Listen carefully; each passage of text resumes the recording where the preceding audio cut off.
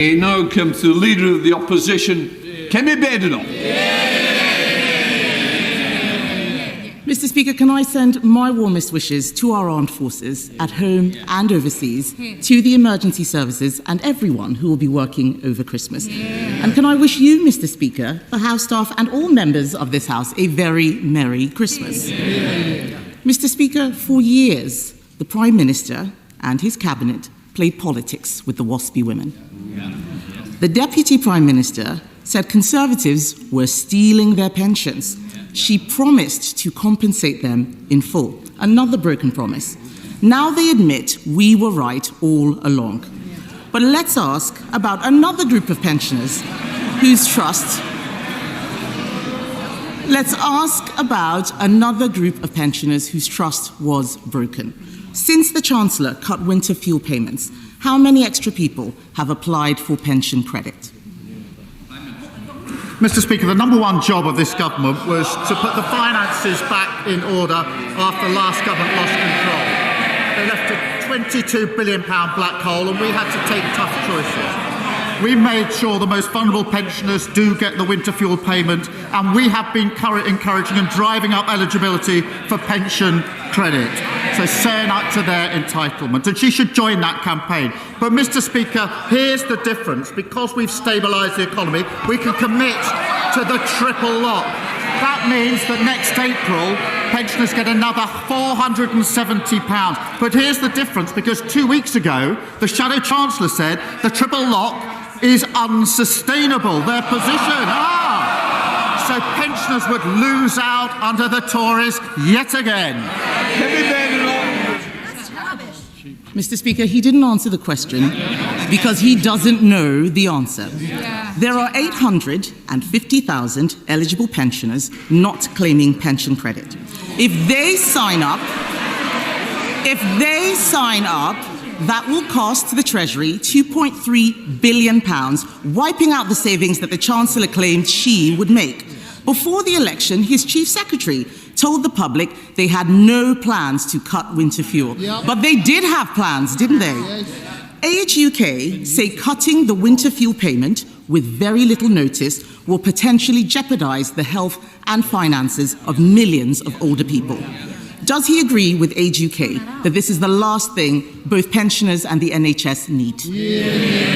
Mr. Speaker, we've been driving up with a campaign for pension credit. It's important that everybody who's entitled to it claims that pension credit. And she shouldn't claim as some great victory the record of their government that people haven't signed up. We're the ones with the campaign. They should be supporting it. But because of the triple lock, pensions will be going up by £470 next April. She hasn't answered the question. Her Shadow Chancellor says the triple lock is unsustainable. So she needs to explain how pensioners will be worse off under a Tory government. It is Prime Minister's questions.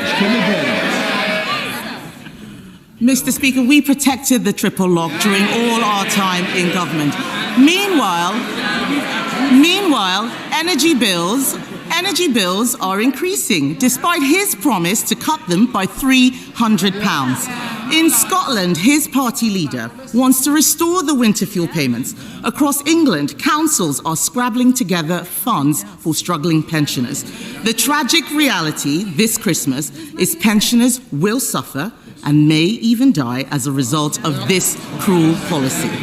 Did the Chancellor consider the impact on councils and on the NHS, or does she just not know what she's doing?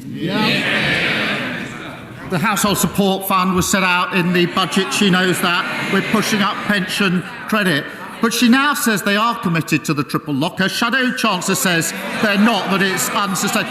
Maybe over a sandwich or a steak they could sort it out and come back and tell us what their policy actually is.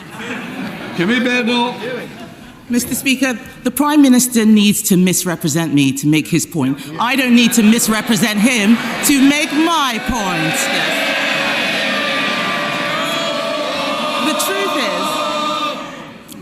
The truth is, he didn't think this through. Cutting winter fuel payments isn't just callous. It may not make savings. It could actually cost us all more. And that's not the only policy which is making things worse. The Chancellor's budget is a body blow to family businesses and also charities. Marie Curie have warned that Labour's budget will cost them nearly £3 million a year. This is a cancer charity saying they have no option but to reduce services. Did the Chancellor tell the Prime Minister that her jobs tax was going to hit charities? Mr. Speaker, she's asked 3 questions about winter fuel with leaving out. I'll come to that, but she's changed her mind on this. She used to say that the payments were a dead weight. She said there were members of her constituency who didn't need it. And they all stood in 2017 on a manifesto, a Tory manifesto that committed to getting rid of the universal winter payments for pensioners. So we can see what their real commitment is. As for the budget, we're driving up productivity. I don't want to have to ring my mother. Prime Minister. Mr. Speaker, we're driving up productivity, prosperity and living standards. That's a pay rise for the 3 million who are the lowest paid. They should welcome that. A pay rise for those working in the NHS and better than expected wage growth just before Christmas. What unites all three? Delivered by Labour, opposed by the Tories. Kemi, Badenoch. Mr. Speaker, I don't know what world he's living in. The economy is shrinking, and they did not think this jobs tax through or who it would impact. Another area affected is the hospice sector. Hospices believe the budget will cost them an extra £30 million. Yesterday, Conservatives voted to exempt social care, nurseries, charities and hospices from their jobs tax. Labour voted this down. So can the Prime Minister at least agree to fund hospices so they can continue their invaluable work helping people at the end of their lives? Mr. Speaker, we put a record amount into the NHS in the budget to deal with the problem that they left, and we'll set out the funding arrangements for hospices in the new year. But it's the same old, same old. They want all the benefits. She said to herself she wants all the benefits from the budget, but she doesn't want to pay for any of them. That's what got us into the problem in the first place. Mr. Speaker, I did not hear a commitment there to help hospices, which is a shame. The truth is, this winter, people will be suffering because of his choices. The economy is shrinking, inflation is going up, and jobs are being lost because of his budget. Pensioners won't be able to heat their homes because of his government's decisions. They raised people's hopes but then smashed them with broken promises.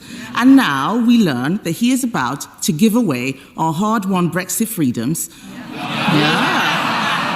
Mr. Speaker. And they don't care.